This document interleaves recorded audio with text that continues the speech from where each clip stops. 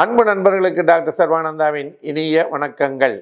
நண்பர்களே, கடந்த சில வாரங்களாக ஜென்ராலிட்டிஸ் என்ற டாப்பிக்கில் நாம் தொடர்ந்து பல கருத்துக்களை சொல்லி வருகின்றோம். ஹோமியோபதி சப்ஜெக்டை பற்றி பேசி வருகின்றோம். டாக்டர் ஹனிமேன் அவர்கள் ஹோமியோபதியை மிக சிறந்த முறையிலே மருந்துகளை மனிதர்களுக்கு கொடுத்து அவர்களுக்கு நடந்த மாறுதல்களை குறித்து எடுத்து வைத்து அதை முல்லை முள்ளால் எடுப்பது என்ற தத்துவத்தின் அடிப்படையிலே சிகிச்சையை அளித்து வந்திருக்கிறார்கள். டாக்டர் கென்ட் என்கின்ற அமெரிக்க ஆங்கில மருத்துவர் ஹோமியோபதி மேலே பற்று கொண்டு அதை மிகச்சிறந்த அளவிலே வளர்த்தெடுத்திருக்கிறார்.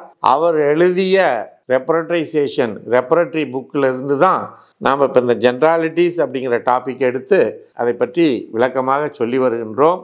ஹோமியோபதி எப்படி ஒரு நோயாளிக்கு மருந்து தேர்ந்தெடுக்கிறது என்று சொன்னால், நோயாளியினுடைய மனம், தலை, காது, மூக்கு, கண்கள், கண்ணுடைய பார்வை, காதனுடைய கேட்கும் தன்மை, throat, internal throat, external throat, கை கால்கள், அடுத்து தலைன்னு சொன்னோன்னா வெர்டிகோ, தலை சுற்றல், மவுத்து, ஃபேஸ், அதே போல் செஸ்ட், காஃப், சளி, மூச்சு விடுதல், அதே மாதிரி genitalia, male and female, urine, stool, stomach, back, பின் முதுகு, தூக்கம், சில்னஸ், ஃபீவர், வியர்வை, ஸ்கின் இருக்குது.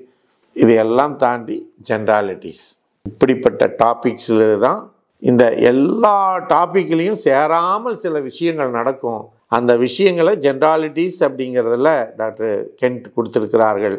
இவைகளை தனித்தனியாக அதில் ஏற்படக்கூடிய பிரச்சனைகளை எல்லாம் தொகுத்து அதற்குரிய நிலைகளை டாக்டர் கென்ட் அவர்கள் சொல்லியிருக்கிறார்கள். நாம் இப்போ பார்க்க போகிறது என்ன சப்ஜெக்ட்னா பீரியாடிசிட்டி. பீரியாடிசிட்டினா என்ன?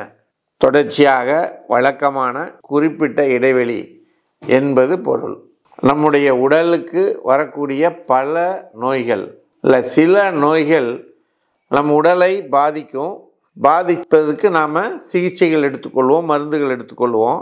அதன் பிறகு அந்த பிரச்சனைகள், பாதிப்புகள் நீங்கின பிறகு அந்த கிருமிகள் என்ன ஆகும்னா உடலினுடைய ஏதாவது ஒரு பாகத்தில் போய் செட்டில் ஆகி உக்காந்துக்கும். அந்த அறிகுறிகள் நீங்குமே ஒழிய அந்த கிருமிகள் உடம்பை விட்டு நீங்காது.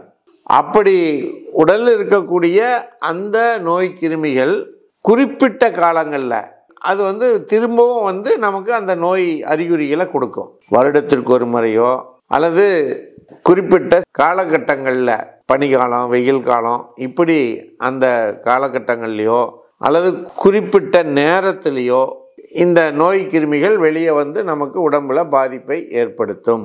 அது மட்டும் இல்லைங்க, தினந்தோறும் அது வருவதற்கு, தினமும் ஒரு குறிப்பிட்ட நேரத்தில் போகிறதுக்கு வாய்ப்புகள் இருக்குது. இன்னும் சொல்லணும்னா சில நோய் கிருமிகள் 7வது நாள் வரும், சில நோய் கிருமிகள் 21வது நாள் வரும், சில நோய் கிருமிகள் 28வது நாள் வரும், சில நோய் கிருமிகள் 48வது நாள் வரும், சில நோய் கிருமிகள் 6 மாதத்துக்கு ஒரு முறை நம்ம உடம்புல அந்த பிரச்சனையை உண்டு பண்ணும், அறிகுறிகளை காண்பிக்கும். அப்புறம் மருந்து மாத்திரை சாப்பிட்டா குணமாகும். இப்படியாக நம்முடைய உடம்பில் பல நேரங்களில் இந்த பீரியாடிசிட்டி அப்படிங்கிற டிசீஸ் வரும். டாக்டர் கென்ட் அவர்கள் அதை கண்டுபிடித்து கொடுத்திருக்கிறார்கள். சில மருந்துகளை உங்களுக்கு நான் குறிப்பிடுகிறேன். Alumina, argentum nitricum, arsenicum album, china, sulphur, silicea, chininum sulph, chininum ars, baptisia போன்ற பல மருந்துகள் இந்த பீரியாடிசிட்டி அப்படிங்கிற சிம்டமில் குறிப்பிட்ட காலகட்டங்களில், குறிப்பிட்ட சமயங்களில் அது வெளியே நமக்கு பாதிப்பு ஏற்படுத்தக்கூடிய நிலையில் இருக்கக்கூடிய மருந்துகளாக இது செயல்படும்.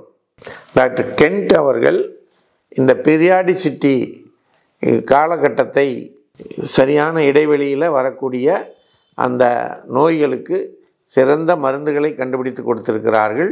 அது என்னென்னா alumina, argentum nitricum, arsenicum album, chininum ars, chininum sulph, baptisia, silicea, natrum mur, nitric acid போன்ற பல மருந்துகள் இந்த சிம்டத்துக்கு பயன்படுகிறது.